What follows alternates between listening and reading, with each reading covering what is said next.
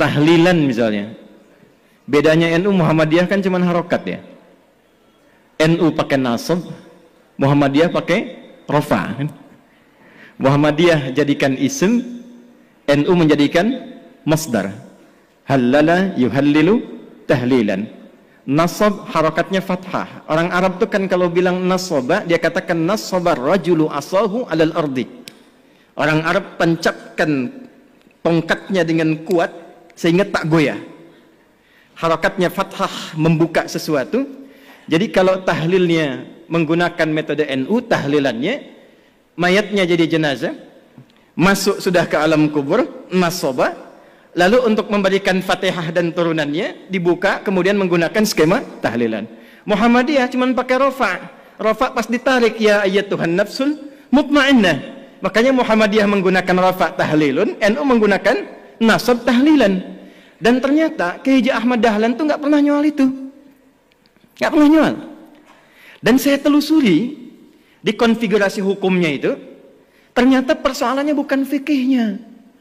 Ada kasus di kalangan masyarakat ingin menyelenggarakan tahlilan, ternyata tak punya materi, sehingga dia harus berhutang kepada tetangganya untuk mewujudkan tahlilan itu. Maka keluarlah pertimbangan, kalau tak punya uang jangan dipaksakan sehingga berhutang. Bukan masalah tahlilannya, cuman memang babnya belum selesai. Kalau memang tak punya uang, kenapa Anda tak pinjami atau berikan saja? Kan tuntas babnya gitu ya. Jadi saya kira ada turunan-turunan informasi yang dari atas itu, yang di kalangan elit sudah selesai, ke bawahnya itu tak sama. Kunut misalnya, di Muhammadiyah itu nggak mempersoalkan kunut. Saya belum pernah temukan ada orang Muhammadiyah di Majelis Tarji menfatwakan kunut bid'ah, tak ada. Kecuali Wahabi. Ya, kecuali Wahabi. Tak pernah saya temukan. Bahkan fatwanya yang terjadi ketika ada imamnya kunut, yang di belakang mengaminkan. Ketika imam di depan pun tak kunut, yang di belakang tak usah sujud sahwi. Jadi tataran konsep di atas itu sudah selesai. Nah, apa yang menyebabkan ke bawah itu tidak tuntas kemudian? Ya, informasi-informasi ini saya kira belum tampilnya dan disemarakkannya dakwah-dakwah seperti Gus Bah, Gus Koyum. Di Muhammadiyah ada kami, ada teman-teman yang lain. Nah, saya mungkin sarankan di semua turunan ke PWM, PWNU sampai yang ke bawah, itu yang difasilitasi untuk muncul. Karena problemnya di luar negeri itu antara faqih, alim, mufti, muballigh, da'i, itu jelas. Saya usia 26 tahun, di Libya diangkat jadi amin khutbah. Boleh menentukan siapa yang khatib. Teman-teman saya yang ngaji sama saya sekarang jadi kiai semua tuh. Kiai Muhammad Imam Sofwan Yahya, menantunya Kiai Akil Siraj. Itu teman seangkatan saya di Tripoli, ngaji bahasanya dengan saya. Kiai Nurul A'la, Pati. Kemudian ada lagi Kiai Anas Mas'udi, Kiai Muhammad Syamsuddin yang di Madura, yang duduknya kemarin dengan Gus Kautsar di Muktamar 1 Abad NU. Kemudian ada Kiai lagi yang dari Pati, Solah Ulaya. Kemudian ada lagi Tian Kamaludin. Itu teman-teman kita. Pulang dari Tripoli, kita satu generasi membangun kesepahaman, itu kalau dakwah semua sampai. Nah, saya kira yang terakhir yang ingin saya akhiri, saya pikir sudah saatnya sekarang kita tidak berbicara lagi dalam konteks perbedaan NU Muhammadiyah dalam tatanan yang disepakati, tapi sekarang babnya adalah bagaimana membangun persaudaraan yang menyinergikan sehingga gagasan-gagasan besar yang disampaikan oleh Gus Yahya tadi di depan, membangun peradaban, membangun kemanusiaan, saya kira bisa diinisiasi di bumi pertiwi ini melalui penyatuan dan sinergitas NU dan Muhammadiyah.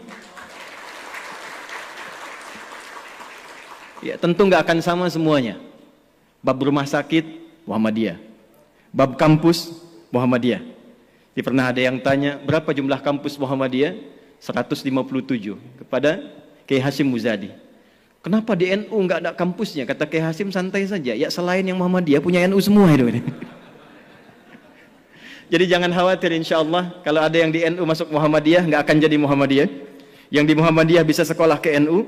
Kalau semua kita saling mengisi, besok-besok insya Allah yang satu lalaran alfiyah, yang satu CDEF GABC. Yang ini kalamuna lafdun mufidun kastaqim wasmun wa fi'lun thumma harfunil kalim wahiduhu kalimatun wal qawlu am wa kalimatun biha kalamun qad yu'am bil jarri wat tanwini wan nida wa al mustadin lismi tamizun hasal bita fa'alti atat wa ya if'ali wa nunik balana ismun yamjali. Yang ini CDF GABC, GABC DFIS G, DFIS G ABCIS D, ABCIS D FIS A, FIS ABCIS dis E, BCIS dis F FIS gis ais B, FIS ais B cis dis ais FIS, cis dis ais FIS gis ais bis cis. Ya lal watan, ya lal watan, ya lal watan, hubbul watan minal iman, wala takum minal hirman, inhadu ahlal watan. Itu rumusnya pakai rumus rojaz. Mustaf'ilun, mustaf'ilun, mustaf'ilun, mustaf'ilun, mustaf'ilun, mustaf'ilun. Itu 16 rumus di bahar, Pak. Al-Asma'i ngambil itu jadi sautus sofiril bulbuli. Hayyaja qalbi thamili al-ma'u wa zahru ma'a zahri lahdul muqali. Ditarik oleh Kiai Haji Wahab Hasbullah jadi yalwatan.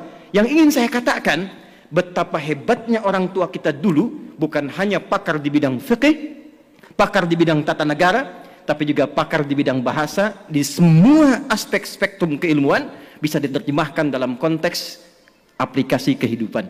Saya kira itu yang bisa saya antarkan untuk meneruskan gagasan-gagasan Gus Yahya. Tapi di forum ini terakhir saya berkenan untuk menegaskan bahwa dengan adanya NU memasuki abad kedua saat ini di Surabaya ini, di kota pahlawan ini, saya kira ada narasi hebat yang penting kita sampaikan secara nasional dan internasional. Di tempat ini akan terdapat persatuan antara NU dan Muhammadiyah menuju gagasan ke depan. Terima kasih Pak Zul yang telah memfasilitasi. Mudah-mudahan beliau senantiasa sehat, mencerahkan, dan gagasan Islam tengahnya saya kira itu sangat luar biasa dan boleh kita kaji untuk ke depan. Kita tunggu masukan-masukan dan ide-ide cemerlang inspiratif dari para pembicara kita. Semoga keberkahan menyertai kita semua. Terima kasih untuk semuanya. Wallahu muwaffiq ila aqwamit thariq fastabiqul khairat. Assalamualaikum warahmatullahi wabarakatuh.